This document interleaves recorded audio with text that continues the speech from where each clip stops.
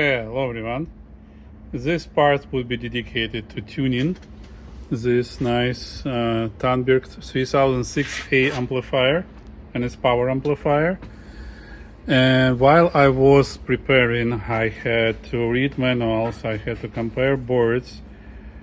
I did couple observations I like to discuss with you. So first of all, this is a very unique amplifier, as in this thin case it provides 150 watts per channel at 8 ohm load. Really, I didn't expect it. So the first time when I read spec, I see like, okay, it can consume 700 watts. Why?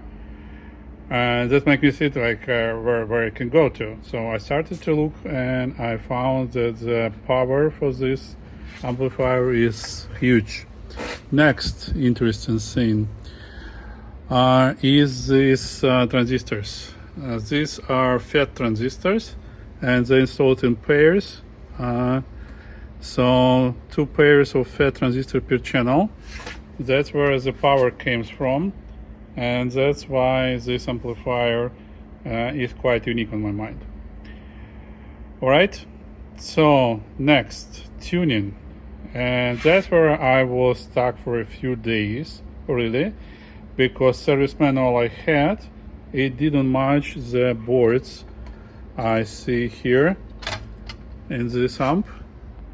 So these boards were different from the ones which were described in the service manual, and let me show the difference. So I downloaded 3 different manuals. 2 of them are quite similar, the only difference in scan quality, right? And this service manual, those they start pretty the same, right? Same amplifier, circuit diagrams and alignment instructions, blah blah blah. And here are the instructions, right? And when I started to look at the boards, look at schematics, it didn't match with what I have. So the parts numbers, even like ports numbers are different and so on. And here, by the way, here you may see these FET transistors right here. See, they installed in pairs. Maybe there are some different service manual on internet, and technically I was able to find this one. This has schematic with ports matching the numbers I have in the amplifier. And check again, it's the same Tandberg TPA3006A, and started the same, but circuits, boards are different, right? But what's interesting, this one has specs but don't have adjustment instructions. All right, that's where I had to think about how to adjust this amplifier, and I was able to identify how the ports work, and I was comparing with schematic I have here. So they're a little bit different. So as you may see, let me zoom in. So here, servo adjustment, port R104.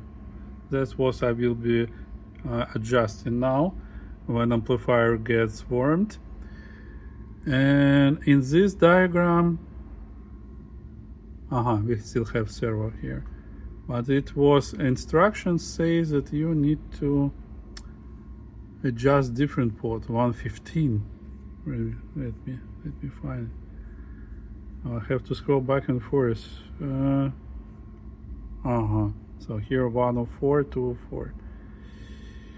Probably I was misled, or maybe this is a third manual. Let me see if I will open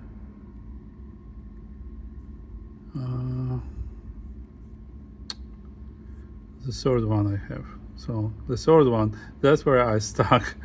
So Tandberg 3006A. Yeah, that was the first one I downloaded from Hi-Fi Engine, and it starts the same, but it has different boards, and instructions are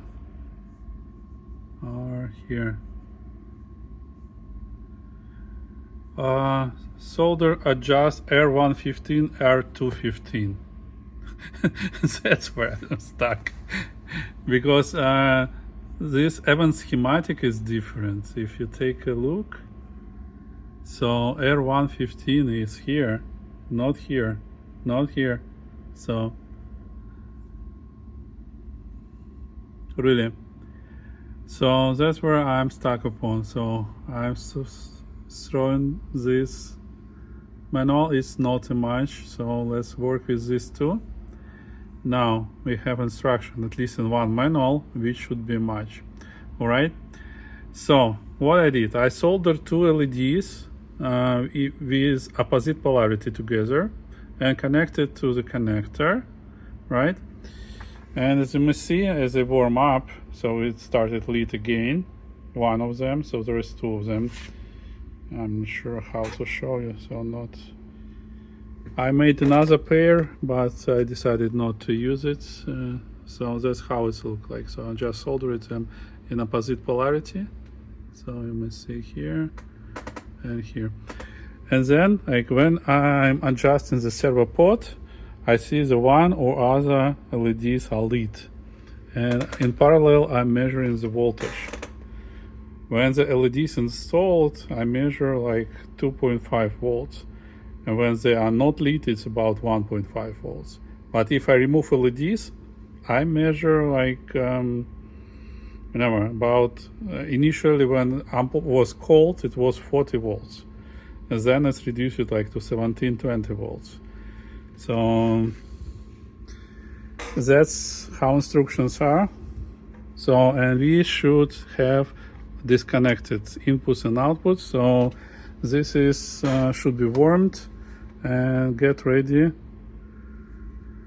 without any load. All right, and this is taking about 30 minutes to get it ready. Now let me do minor adjustment to see that LED will stop the lit, and then try again, see if it will go over time. So here is the port for this channel. It's right here.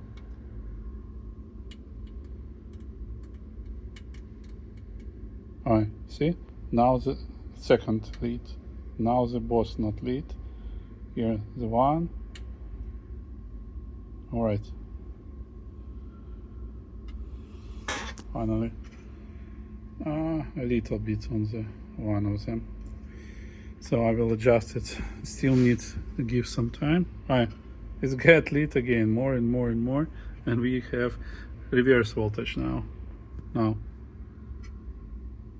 what's changing? Lit, not lit.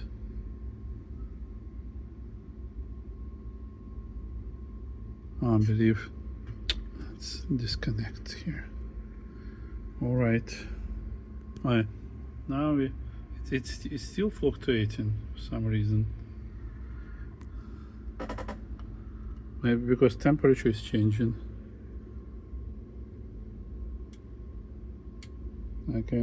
It's quickly get from one to another, so with very minor touch. Oops, negative, positive. All right, come on.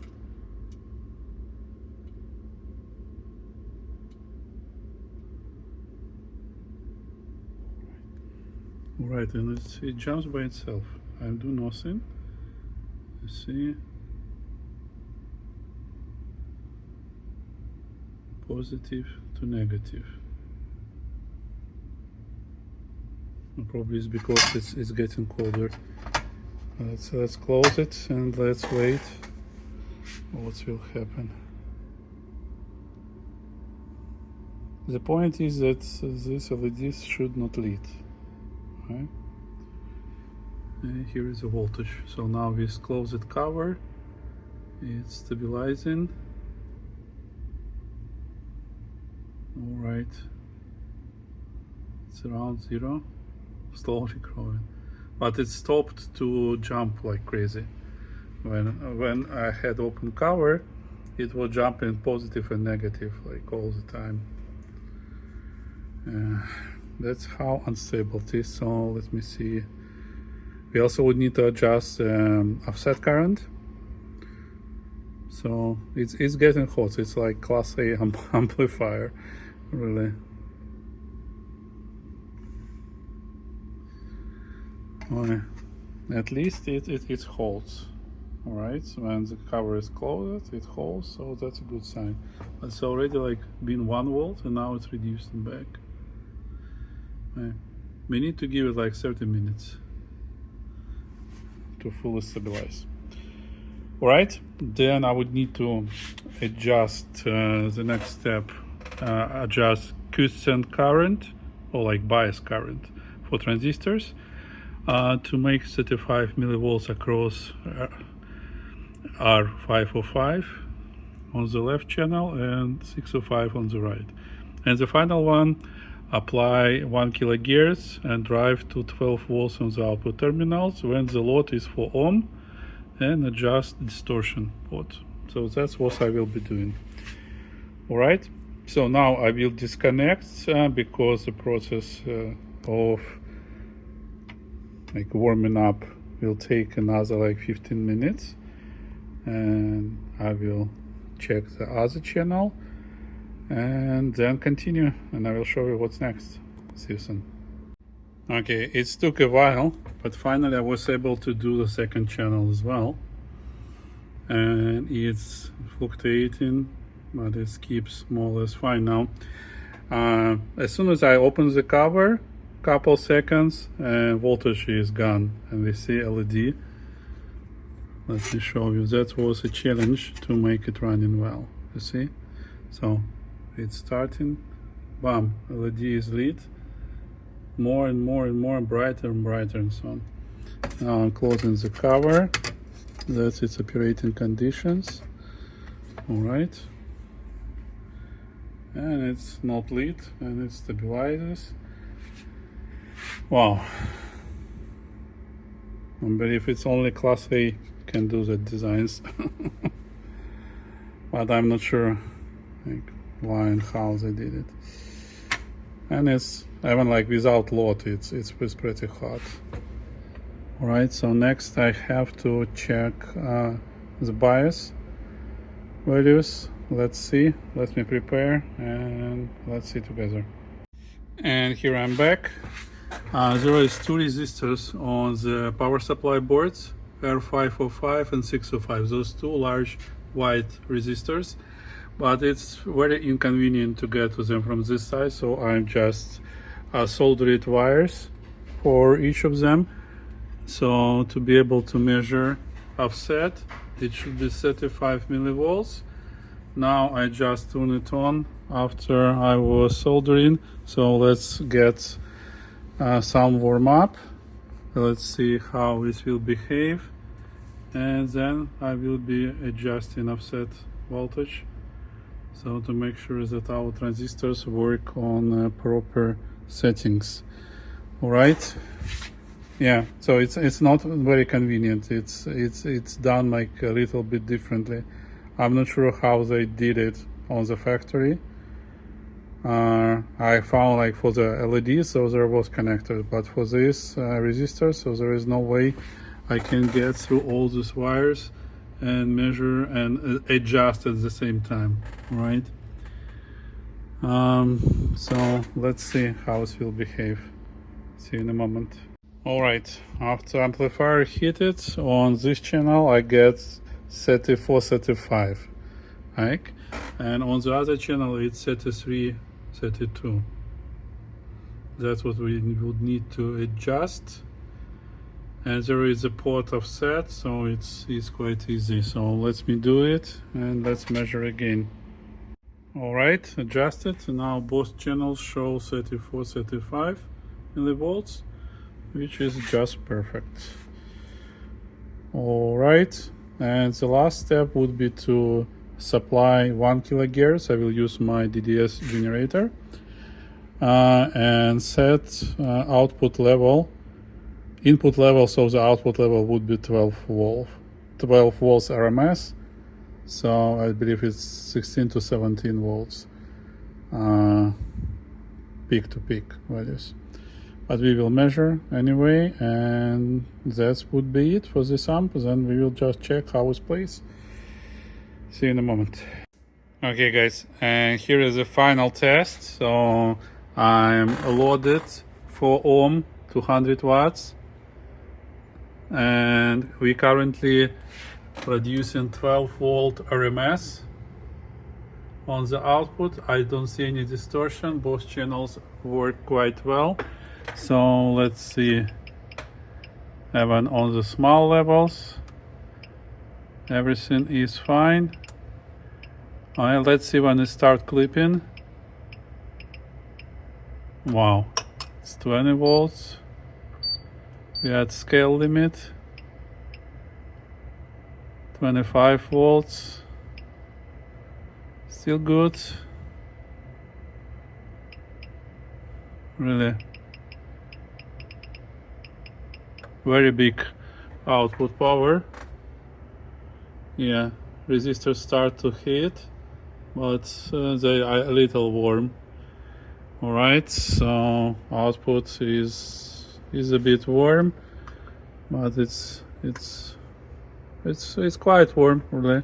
It's about like 45 to 50 degrees now. Interesting. Yeah, I mean Celsius. I still can hold my hand, but it's really, if I will hold it for long, it's getting really hot. And now I see resistors getting hot. So let me install cooler and let's continue there. Well guys, I'm installed the cooler. I'm switched my probes to 10x mode. So when it will be reducing the signal by 10 times. And I'm already measured it, but I will repeat experiment. So I was checking when it start clipping, and it start clipping at the level around 30 volts. So we see 30 volts now. It's 3 volts on the oscilloscope, and starts clipping, and that's where we'll get distortion. So, and I calculated it's almost 230 watts when it starts distorting. So at this mode, my resistors get pretty hot really quick. What else? Amplifier keeps the same temperature, what is interesting. A little bit hotter, but it's pretty fine. So I confirm that we have 220, 230 watts on 4 ohm without distortion. Really cool amp. Considering that it has just 4 FET transistors per channel. Really. I'm also have read about this amp additional information. Schematic that has 0 negative feedback. So it's straightforward. Like as soon as signal gets in, it just goes out, right? What else? Damping factor is wide range is 120, on the low frequencies range it's 200, which is really great for the small and teeny amp. So that would be it with the testing and tuning, right? So I would not do anything else. I will just close it and test on speakers. Finally it's ready to go. That's great news, as for me and for owner, because I spent like a few weeks waiting for parts, working on these decks, and the last step took for me like 4 days to tune it, and it was pretty tricky to use these LEDs because like as soon as I open cover, the values like it start lead LED. I'm tuning, I close the cover, and it changes its value. So I wish they would put more holes here so we can tune, just not opening the cover, because every time open close temperature is changing and there is a drift a little bit, but still, and LED start lead, and that was additional complication. I was doing it like multiple cycles unless it's keep LEDs not lit when the cover is closed. Okay. So that would be it for tonight. Thank you for your attention. I believe it's pretty interesting and tricky to tune up power amps. Now this one is ready for another 50 years with all brand new caps installed, parameters verified, and everything is tuned. Alright, thank you. See you in my next adventures, and bye-bye.